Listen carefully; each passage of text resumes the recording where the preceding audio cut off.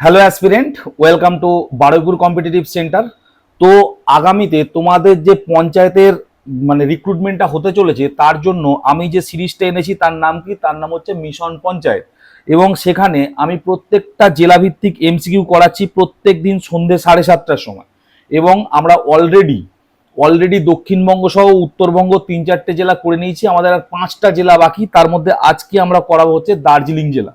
এবং এই যে এমসিকিউ গুলো আমি আলোচনা করছি, কোথা থেকে আলোচনা করব? এই যে বইটা আছে অন্বেষা পাবলিকেশনের মিশন পঞ্চায়েত বলে, সেখান থেকেই আমি করাচ্ছি।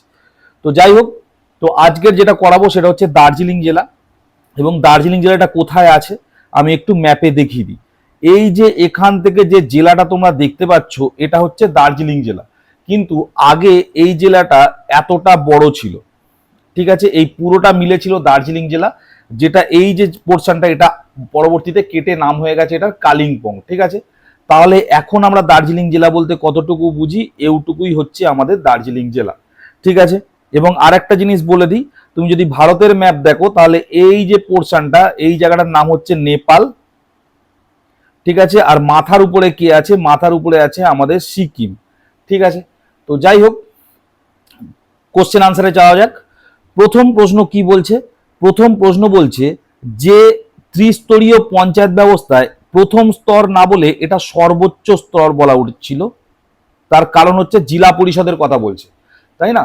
বলছে ত্রিস্তরীয় পঞ্চায়েত ব্যবস্থায় প্রথম স্তর নয়, ওটা সর্বোচ্চ স্তর জেলা পরিষদ পশ্চিমবঙ্গের কোন জেলায় নেই? ঠিক আছে, জেলা পরিষদ পশ্চিমবঙ্গের কোন জেলায় নেই? দেখো একটা জিনিস খেয়াল করো, তোমরা সবাই জানো যে আমাদের দেশে কি হচ্ছে, 3 টায়ারি সিস্টেম চলে পঞ্চায়েত ব্যবস্থায়। একদম নিচে কি আছে? একদম নিচে আছে গ্রাম পঞ্চায়েত, তার উপরে আছে পঞ্চায়েত সমিতি, এবং তার উপরে আছে কে? জেলা পরিষদ। জেলা পরিষদ, ঠিক আছে? এবার দেখো এই যে 3 টায়ারি সিস্টেম, এর যে একদম আপার জেলা পরিষদ, এইটা কোথায় নেই? এটা দার্জিলিংয়েই নেই। দার্জিলিংয়ে যেটা চলে জিটিএ, ঠিক আছে? আমি যেটা পরবর্তীতে আলোচনা করব, গোর্খা টেরিটোরিয়াল অ্যাডমিনিস্ট্রেশন, এই জিটিএ দ্বারা হচ্ছে যার এ হচ্ছে দার্জিলিং নিয়ন্ত্রিত হয়। তো আমি সেটা নিয়ে একটু পরে আসছি। এইবার দেখো এই যে প্রশ্নটা 2 নম্বর প্রশ্ন কি বলছে, কত খ্রিস্টাব্দে Darjeeling Gorkha council, actually Darjeeling Gorkha hill council হওয়া উচিত ছিল। দার্জিলিং গোর্খা হিল কাউন্সিল, ঠিক আছে, যেটাকে বাংলায় কি বলে? দার্জিলিং গোর্খা পর্বত্য পরিষদ গঠিত হয়। এটা খুব ইম্পর্টেন্ট, দার্জিলিং নিয়ে সব থেকে গুরুত্বপূর্ণ প্রশ্নের মধ্যে এটা হচ্ছে একটা, ঠিক আছে? তাহলে দেখো দার্জিলিং স্বাধীনতার পর থেকে মোটামুটি তো ঠিক চলছিল, কিন্তু 1986 এখান থেকে 1988 এই টাইম পিরিয়ডে একজন নেতার আবির্ভাব হয়। তার নাম কি? তার নাম হচ্ছে সুভাষ ঘিসিং। সুভাষ ঘিসিং আবির্ভাব হয় বলে উনি ছিলেন, কিন্তু এই সময় উনি একটা আন্দোলন করে। এই সুভাষ ঘিসিং কি আন্দোলন করেন? ঠিক আছে, উনি লিডার ছিলেন এবং উনি হচ্ছে আন্দোলন করেছিলেন যে দার্জিলিংকে পৃথক গোর্খাল্যান্ড করতে হবে। কি করতে হবে? পৃথক গোর্খাল্যান্ড, এই দাবিতে উনি আন্দোলন করেন। এবং উনি কি চান? উনি হচ্ছে স্বায়ত্ত শাসন, যেটা বলে স্বায়ত্ত শাসন, এটা উনি দাবি করেন, ঠিক আছে? এইবারে কি হচ্ছে, এই দাবি করাতে এবার উনি যে দলটা ছিলেন, সেই দলটা কি বলে? সেটা হচ্ছে গোর্খা ন্যাশনাল লিবারাইজেশন ফ্রন্ট, ঠিক আছে? গোর্খা ন্যাশনাল লিবারাইজেশন ফ্রন্ট, এই শর্টে এইটা বলে। তো উনি এই দলের থেকে এই দাবিটা জানিয়েছিলেন। এরপরে কি হচ্ছে, এরপর 1988 সাল আস্তে আস্তে যেটা হলো, একটা হচ্ছে কি, একটা হচ্ছে ত্রিপাক্ষিক যেটা চুক্তি বলে, ঠিক আছে? 3 জনের মধ্যে চুক্তি। তার মধ্যে কে কে আছে? তার মধ্যে আছে ওয়েস্ট বেঙ্গল গভর্নমেন্ট, ঠিক আছে, ইন্ডিয়ান গভর্নমেন্ট, এবং হচ্ছে এই জিএনএলএফ, ঠিক আছে? GNLF Gorkha national liberalisation front, এই 3জনে মিলে ত্রিপাক্ষিক চুক্তি করে। এবং এই চুক্তিতেই উঠে আসে যে দার্জিলিং গোর্খা হিল কাউন্সিল, যেটাকে শর্টে কি বলে? ডিজিএইচসি, ঠিক আছে? ডিজিএইচসি, দার্জিলিং গোর্খা হিল কাউন্সিল, বাংলা হচ্ছে দার্জিলিং গোর্খা পর্বত্য পরিষদ, ঠিক আছে? দেখো এখানে দার্জিলিং গোর্খা পর্বত্য মানে হচ্ছে হিল, আর পরিষদ মানে কাউন্সিল। এইটা হচ্ছে কত সালে হচ্ছে? তাহলে এইটা হচ্ছে 1988 সালে। এখানে শুধুমাত্র উত্তর জেনে গেলে হবে না, একটু ডিটেলেও জানতে হবে, তাই জন্য আমি পুরো জিনিসটা বলে দিলাম। ঠিক আছে, এই সুভাষ ঘিসিং এর নামটা কিন্তু মাঝে মধ্যেই আসে। নেক্সট 3 নম্বর প্রশ্ন কি বলছে, বলছে যে কোন নদীর তীরে শিলিগুড়ি শহর অবস্থিত। ঠিক আছে, কোন নদীর তীরে শিলিগুড়ি শহর অবস্থিত, এটা কি হবে, এটা হবে অপশন বি মহানন্দা এবং হচ্ছে বালাসন নদীর তীরে শিলিগুড়ি শহর অবস্থিত। ঠিক আছে, এইবার দেখো আমি তোমাদের অলরেডি গল্প করেছি, কি গল্প করেছি, গোর্খা তোমার হচ্ছে সরি গোর্খা মানে গোর্খাল্যান্ড পর্বত্য কাউন্সিল যেটা তৈরি হয়েছে, মানে এইটা আর কি সোজা কথা, মানে দার্জিলিং গোর্খা হিল কাউন্সিল। ঠিক আছে, দার্জিলিং গোর্খা হিল কাউন্সিল। ঠিক আছে, মানে নামটা আমারও মাথায় গুলিয়ে গেছে। ঠিক আছে, এটা মোটামুটি ওই দার্জিলিং গোর্খা হিল কাউন্সিল বা হচ্ছে দার্জিলিং গোর্খা পর্বত্য পরিষদ বলে বাংলায়, বাংলাটা ঠিক থাকে। তো যাই ওই বাংলাটা জানলেও হবে, বাংলাটা থেকে জাস্ট একটু একটু করে ইংরেজিতে ট্রান্সফার করে নেবে, তাও দেখবে হবে। তো যাই হোক, এইটার ভিতরেও এইটা তো তৈরি হয়ে গেল আমাদের কত সালে, 1988 সালে। তারপরে এখানেও কিছু প্রবলেম আসছিল, এর যে অ্যাডমিনিস্ট্রেশন, এই অ্যাডমিনিস্ট্রেশন এবং আর্থিক ব্যাপারে কিছু দাবি তাদের আবার হয়। তারপরে কি করা হচ্ছে, 2011 সাল আস্তে আস্তে তাদের দাবি মানতে শুরু করা হয় এবং 2011 সালে আবার একটা ত্রিপাক্ষিক মানে বৈঠক হয়, সেখানে এই তিনজনই ছিল। এবং 2012 সালে কি করা হচ্ছে, এই জিটিএ তৈরি করা হচ্ছে। এই জিটিএ এইটার পরিবর্তে, ঠিক আছে, দার্জিলিং গোর্খা হিল কাউন্সিল এর পরিবর্তে আসে জিটিএ, যেটাকে কি বলা হচ্ছে, গোর্খাল্যান্ড টেরিটোরিয়াল অ্যাডমিনিস্ট্রেশন। পরীক্ষায় খুব আসে, মাথায় রাখবে, গোর্খাল্যান্ড টেরিটোরিয়াল অ্যাডমিনিস্ট্রেশন, এই জিনিসগুলোই মাথায় রাখতে হবে। পুরো স্টোরিটাই হয়ে গেল আমার গোর্খাল্যান্ড নিয়ে। ঠিক আছে, নেক্সট 5 নম্বর প্রশ্ন বলছে কত নাম্বার জাতীয় সড়ক দ্বারা কলকাতার সাথে শিলিগুড়ি যুক্ত হয়েছে। এটা সবাই যারা বাইক টাইক রাইড করে তারা জানে, সব হচ্ছে NH-34। কিন্তু আমি এর আগের দিনের ক্লাসেই, আগের দিন না তার আগের দিনের ক্লাসেই আমি বলেছি এখন সমস্ত ন্যাশনাল হাইওয়ে রাস্তা চেঞ্জ হয়ে গেছে, রাস্তার নাম চেঞ্জ হয়ে গেছে। তো NH যে 34 এই রাস্তার নাম বর্তমানে কি তোমরা আমাকে জানাবে, আমি আগের দিনই বলেছি, যেটা বনগা বলছি, যেটা হচ্ছে আমাদের এই নর্থ দিয়ে পাস হচ্ছে, তাই না। নেক্সট 6 নম্বর প্রশ্ন কি বলছে, বলছে শিলিগুড়ি থেকে দার্জিলিং এর সংযোগকারী যে টয় ট্রেন কত খ্রিস্টাব্দে ইউনেস্কো ওয়ার্ল্ড হেরিটেজ সাইটের সম্মান পায়। ঠিক আছে, ইউনেস্কো ওয়ার্ল্ড হেরিটেজ, যার হেডকোয়ার্টার কোথায়, যার হেডকোয়ার্টার হচ্ছে প্যারিস। এই প্যারিসে ইউনেস্কো ওয়ার্ল্ড হেরিটেজ সাইটের হচ্ছে হেডকোয়ার্টার। এটা হচ্ছে কত সালে হচ্ছে টয় ট্রেনকে মর্যাদা দিচ্ছে, 1999 সালে হচ্ছে টয় ট্রেনের মর্যাদা পাচ্ছে। এইবার এই যে জিআই ট্যাগ, ঠিক আছে, ভারতের প্রথম জিআই ট্যাগ প্রাপ্য পণ্য। জিআই মানে কি, জিআই মানে হচ্ছে জিওগ্রাফিক্যাল ইন্ডিকেশন। এটা যে তোমরা সবাই জানো, এই মুহূর্তে সবাইরই বাড়ির আশেপাশে দেখবে কোনো না কোনো কিছু জিআই ট্যাগের জন্য আবেদন জানানো হচ্ছে। যেমন কলকাতার রসগোল্লা, আমাদের যেমন বারুইপুরের পেয়ারাটাও নাকি গেছে আর কি, বুঝলে, জিআই ট্যাগের ওই জন্য আর কম্পিটিশনে আর কিছু একটা হয় ওখানে, তো সেখানে ওই নমিনেট করা হয়েছে, হলে বারুইপুরের পেয়ারাটাও হবে জিআই। ঠিক আছে, ট্যাগ এরকম এক এক জায়গায় যে বিখ্যাত বিখ্যাত জিনিসটা আছে সেটা নিয়ে জিআই ট্যাগ করা হয়। যেমন এই বাসমতি চাল, বেনারসি শাড়ি, গোবিন্দভোগ চাল, এগুলো সব জিআই ট্যাগ পাওয়া। তেমনি দার্জিলিং টি যেটা, এটা হচ্ছে প্রথম জিআই ট্যাগ পেয়েছিল। ঠিক আছে, ভারতবর্ষের প্রথম জিআই ট্যাগ হয়েছে কিন্তু দার্জিলিং টি, কারণ তার নামেতেই বিখ্যাত। নেক্সট হচ্ছে নকশাল বাড়ি, যা থেকে নকশাল আন্দোলনের পীঠস্থান, বর্তমানে এটি কোন জেলার আন্ডারে আসে।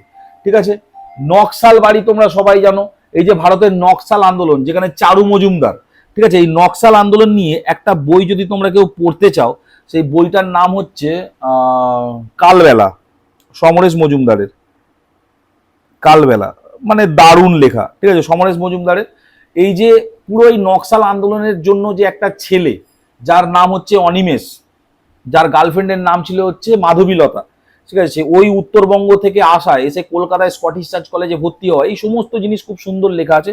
কিন্তু এই নকশাল আন্দোলন নিয়ে যদি আমি বলতে থাকি, এই কালবেলা গল্পটা কিন্তু আসে, আর এটা কিন্তু পরীক্ষাতেও আসে। কালবেলা কার লেখা, মনে রাখবে, সমরেশ মজুমদারের লেখা হচ্ছে কালবেলা। ঠিক আছে, তো যাই হোক, এই যে নকশাল বাড়ি, এটা অ্যাকচুয়ালি কোথায়, এটা হচ্ছে দার্জিলিং এর মধ্যেই পড়ে। ঠিক আছে, নকশাল বাড়ি এটা হচ্ছে দার্জিলিং। কেন এই নকশাল যে আন্দোলনটা বলে না, তার কারণ এই দার্জিলিং বাড়ির এই যে নকশাল বাড়ি, এখান থেকে এই আন্দোলনটা শুরু হয়েছিল, তাই জন্যই এই নাম হয়ে গেছিল নকশাল আন্দোলন। ঠিক আছে, যাই হোক, 9 নম্বর প্রশ্ন কি বলছে, বলছে কোন শৈলশিরা দার্জিলিং থেকে নেপালকে পৃথক করেছে। ঠিক আছে, অপশন দেখো, চোলা, কার্শিয়াং, দার্জিলিং, সিঙ্গলীলা। চলো ম্যাপটা দেখি, আমি তোমাদের অনেক আগে ম্যাপ করিয়েছি।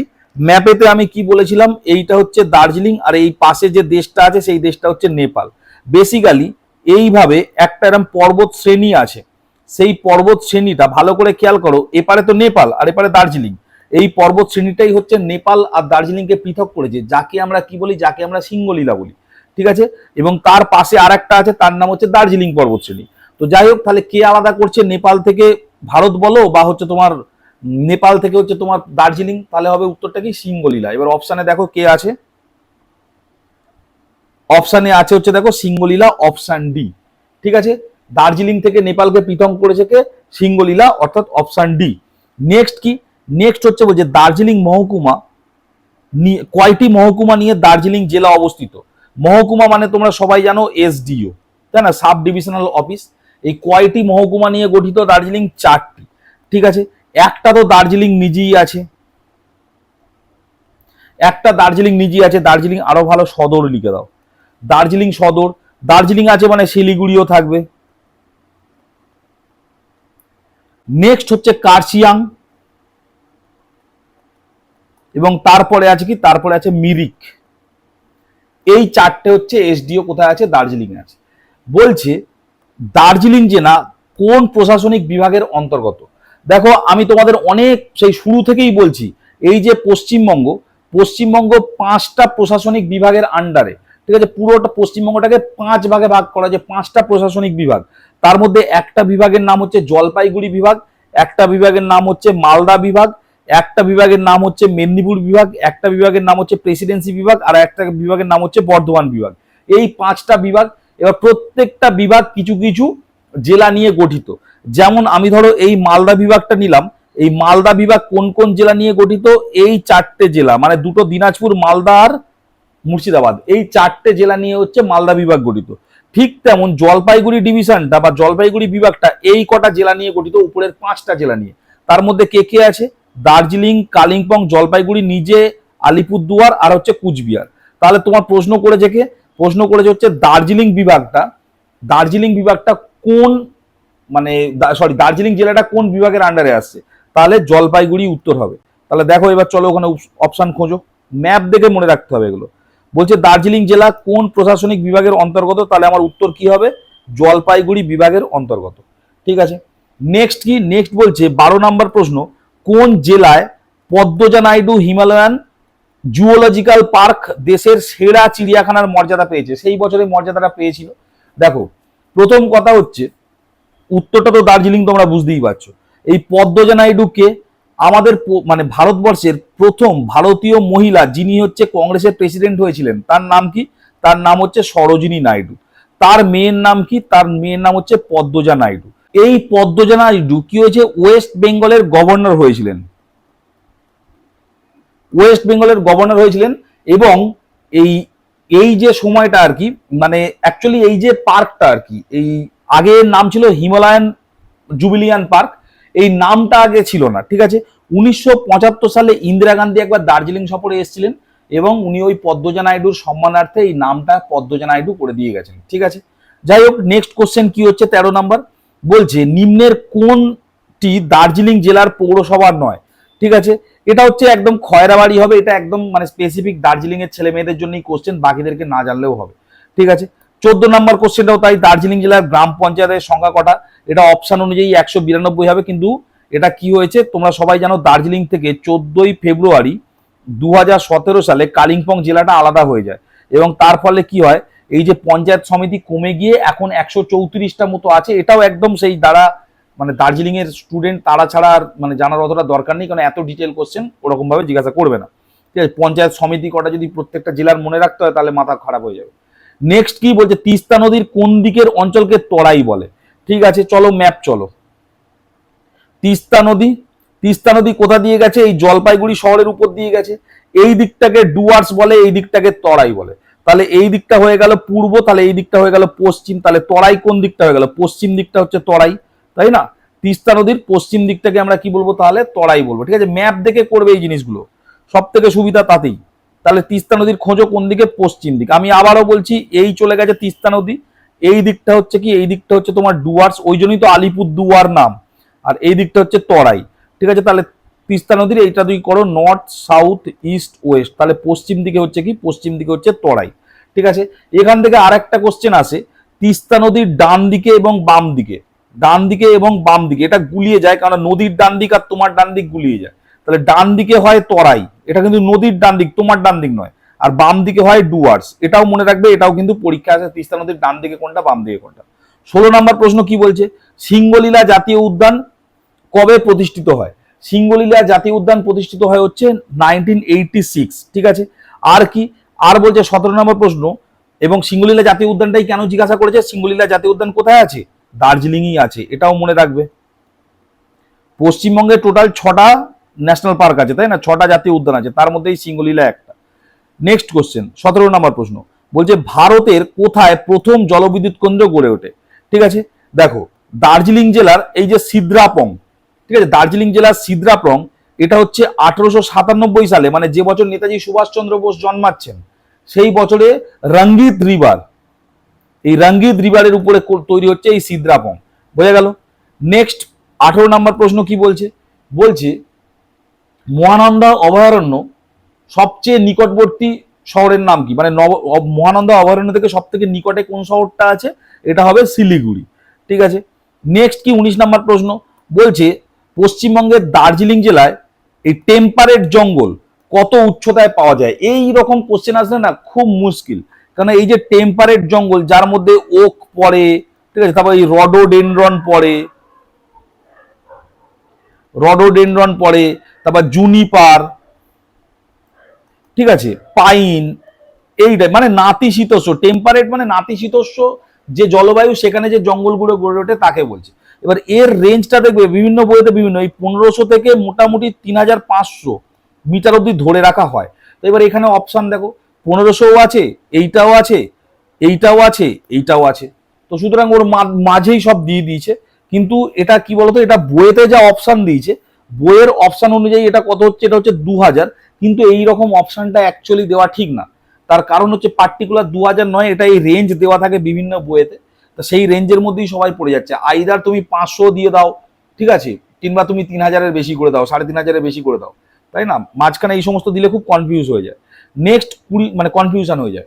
20 নাম্বার প্রশ্ন কি বলছে, বলছে নিম্নের কোন দুটি দেশের সাথে দার্জিলিং জেলার আন্তর্জাতিক সীমারেখা আছে? দেখো কোন দুটি দেশের সাথে আন্তর্জাতিক সীমারেখা আছে, এইটা আমি বলবো না, এটা খুব খুব ইজি কোশ্চেন, তোমরা ম্যাপ দেখে আমাকে বলবে, ঠিক আছে, তোমরা ম্যাপ দেখে আমাকে বলবে। তার কারণ হচ্ছে কি, তার কারণ হচ্ছে, আচ্ছা ম্যাপ দেখে বলতে হবে না, আমি বলে দিই, তার কারণ আবার শেষে মানে পুরো ব্যাপারটাই ঘেঁটে যাবে, ঠিক আছে, আমি ম্যাপ দেখে বলে দিচ্ছি। দেখো একটা তো হচ্ছে নেপালের সাথে বর্ডার শেয়ার করছে, তোমাদের তো আমি একটু আগেই বলে দিলাম। আর একটা জিনিস ভালো করে খেয়াল করো, এই বাংলাদেশটা দেখো, এই জায়গাটা সেই দার্জিলিং এর সাথেই চলে গেল না, একটুখানি বর্ডার শেয়ার করলো না, তাহলে কি হবে, নেপাল আর বাংলাদেশ হবে, ঠিক আছে। এই যে দেখো এই এই যে বাংলাদেশটা ভিতর অব্দি তো বাংলাদেশ, তাহলে কি হলো, নেপাল এবং বাংলাদেশ, ঠিক আছে। আমি উত্তরটা করিয়ে দিলাম, কেননা কে আবার কি ভুল মুখস্থ করে থাকবে সেটা মুশকিল হয়ে যাবে। আচ্ছা নেক্সট, রামপাম জলবিদ্যুৎ কেন্দ্র কোন জেলায় অবস্থিত? রামপাম জলবিদ্যুৎ কেন্দ্র, এই রামপাম জলবিদ্যুৎ, এই যে সিঙ্গলীলা রেঞ্জ বলেছি তোমাদের, এই সিঙ্গলীলা রেঞ্জ থেকে রামপাম নদী উৎপত্তি হচ্ছে, মানে সিঙ্গলীলা রেঞ্জ থেকে নিচে পড়ে, এবং সেটা কোথায় আছে, সেটা সম্পূর্ণ দার্জিলিং এ আছে। বলছে দার্জিলিং এর নেক্সট কোশ্চেন, পশ্চিমবঙ্গের দ্বিতীয় সর্বোচ্চ শৃঙ্গ কোনটি? আচ্ছা পশ্চিমবঙ্গের সর্বোচ্চ শৃঙ্গ কোনটি, সান্দাকাফু, ঠিক আছে, এটা কত হচ্ছে 36 মিটার, অনেক বইতে আছে 36-30 মিটার, যে যে বই পড়ো সে বই অসুবিধা নেই, সান্দাকাফু। তারপরে আছে কি, তারপরে আছে ফালুট, ফালুট কত 35-95 মিটার, আর সবরগ্রাম কত আছে 35-43 মিটার। আর এই গোরগাবুড়ু প্রথম কথা দার্জিলিং এ নেই, এটা আছে পুরুলিয়ায়, ঠিক আছে, আর এটা কত 667 মিটার। তাহলে তোমাকে এইটা তো প্রথমেই বাদ হয়ে গেল, সব থেকে বড় এইটা, তারপরে কি আছে, তারপরে আছে এই দ্বিতীয়টা অর্থাৎ ফালুট, ফালুট হচ্ছে পশ্চিমবঙ্গের দ্বিতীয় সর্বোচ্চ শৃঙ্গ, ঠিক আছে। এইবার নেক্সট কোশ্চেন 23 নাম্বার, বলছে ভারতের উচ্চতম রেল স্টেশন ঘুম, এর উচ্চতা কত? দার্জিলিং এ আছে ঘুম, 1999 সালে ওয়ার্ল্ড হেরিটেজ সাইট পেয়েছে, এবং 2258 হচ্ছে ঘুমের উচ্চতা। নেক্সট কি বলছে, নিম্নের কোনটি সিঙ্গলীলা পর্বতশ্রেণীর অন্তর্গত নয়? দেখো আমি বলে দিচ্ছি তোমাদের, সিঙ্গলীলা পর্বতশ্রেণী তো এই সান্দাকাফু, এই আগে যেগুলো আমি বললাম, এই যে ফালুট, সবরগ্রাম, সান্দাকাফু, এরা সবাই সিঙ্গলীলার আন্ডারে, ঠিক আছে। এখানে ওই টাংলু এও সিঙ্গলিলার আন্ডারে, ঠিক আছে। যেটা নয় সেটা হচ্ছে টাইগার হিল, তার কারণ কি, টাইগার হিল আছে দার্জিলিং পর্বতশ্রেণীর আন্ডারে, দার্জিলিং পর্বতশ্রেণীর আন্ডারে হচ্ছে টাইগার হিল আছে, ঠিক আছে। নেক্সট কোশ্চেন বলছে দার্জিলিং জেলার এই যে মংপু, মংপু কি চাষের জন্য বিখ্যাত? যখনই তোমার কাছে মংপু আসবে, যখনই মংপু আসবে চোখ বন্ধ করে সিংকোনা, তার কারণ হচ্ছে কি এই দার্জিলিং জেলার মংপু, এটা কিন্তু পরীক্ষায় বারবার এসছে। এবং এই যে সিনকোনা, এখান থেকে কি তৈরি হয়, এখান থেকে তৈরি হয় কুইনাইন। এই কুইনাইন কি হয়, কুইনাইন হচ্ছে ম্যালেরিয়া, মশা, এই যে অ্যানোফিলিক্স মশা আছে না, অ্যানোফিলিক্স মশা, এই অ্যানোফিলিক্স মশা, স্ত্রী অ্যানোফিলিক্স মশা, স্ত্রী অ্যানোফিলিক্স মশা যখন কামড়ায় তখন কি হয়, ম্যালেরিয়া রোগ হয় অনেক সময়। এবার এই ম্যালেরিয়া রোগের চিকিৎসার জন্য আমরা কি ব্যবহার করি, কুইনাইন ব্যবহার করি, যেটা হচ্ছে কোথায় পাওয়া যায়, সিংকোনায় পাওয়া যায়, এবং সেটা কোথায় পাওয়া যায়, দার্জিলিং এর মংপু জেলাতে পাওয়া যায়। পুরোটা বলে দেওয়া হলো। নেক্সট বলছে কোন জেলার লেবার রেস কোর্স পৃথিবীর সর্বোচ্চ? দেখো সাহেবরা গরমকালে দার্জিলিং এ যেত, বুঝলে তো, সব তো বাবু ছিল সাহেব লোক, ঠিক আছে, তারা কি করতো, তারা গরমকালে দার্জিলিং এ ঘুরতে টুরতে যেত। এবার সাহেবরা যেখানে আছে সেখানে রেস কোর্স থাকবে না, হতে পারে, তো দার্জিলিং এ বানানো হলো কি, দার্জিলিং এ বানানো হলো হচ্ছে রেস কোর্স, ঠিক আছে। এবং সেটা কত সালে বানানো হচ্ছে, সেটা বানানো হচ্ছে তোমার 1885 সালে, যে বছর কংগ্রেস তৈরি হয়, ঠিক আছে। এবং এটা কি হচ্ছে, পৃথিবীর সব থেকে সর্বোচ্চ এবং ক্ষুদ্রতম, মানে ক্ষুদ্রতম বলা যায় না, এর থেকে কেউ হয়তো ঘরে বানিয়ে রেখেছে, ক্ষুদ্রতম তো ওইভাবে বলা যায় না, কিন্তু খুব ছোট্ট রেস কোর্স, অ্যাটলিস্ট ভারতবর্ষের সব থেকে ছোট্ট রেস কোর্স। নেক্সট 27 নম্বর প্রশ্ন কি বলছে, বলছে দার্জিলিং জেলার সীমা ভারতের কোন দুইটি রাজ্যের সাথে স্পর্শ করেছে? চলো ম্যাপে চলো, যখনই হবে তখনই ম্যাপ। কোন দুটি জেলা, ভালো করে খেয়াল করো, ভারতবর্ষের কোন দুটি, মানে পশ্চিমবঙ্গের কোন দুটি, মানে ভারতবর্ষের কোন দুটি রাজ্য বলেছে, তাই না, সরি জেলা নয় রাজ্য বলেছে। ভালো করে খেয়াল করো, এই জায়গাটায় কে রাজ্য আছে, বিহার, একদম। তাহলে এই যে এখানটায় বিহার টাচ করছে তো দার্জিলিং এর সাথে, দার্জিলিং মানে বিহারের উপর ভাগটা দার্জিলিং এই জায়গাটায় টাচ করছে, তো তাহলে বিহার হয়ে গেল। আর দার্জিলিং এর উপরে কি আছে, সিকিম রাজ্য আছে, তাহলে বিহার আর সিকিম হচ্ছে টাচ করছে কাকে, দার্জিলিংকে টাচ করছে। দেখো এখানে তাহলে কি হচ্ছে, দার্জিলিং জেলার সীমা ভারতের কোন দুটি রাজ্যের সাথে টাচ করছে, এটা কে কে হচ্ছে, তাহলে সিকিম আর বিহার, মানে অপশন ডি হচ্ছে তোমাদের উত্তর।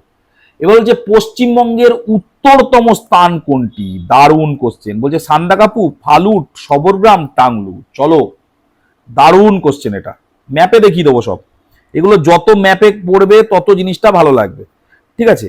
তোমাদের আমি একটা কথা বলে দিই, এইটাকে আমি কি বলেছিলাম, এইটাকে আমি বলেছিলাম হচ্ছে তোমাদের সিঙ্গলীলা পর্বতশ্রেণী, ঠিক আছে, ঠিক আছে।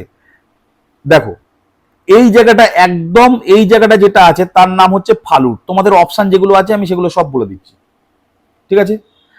তার নিচে যে আছে, তার নিচে যে আছে তার নাম হচ্ছে সান্দাকাফু, তার নিচে যে আছে তার নাম কি, তার নাম হচ্ছে আমাদের হচ্ছে সবরগ্রাম, আর তার নিচে যে আছে তার নাম হচ্ছে টাংলু, ঠিক আছে।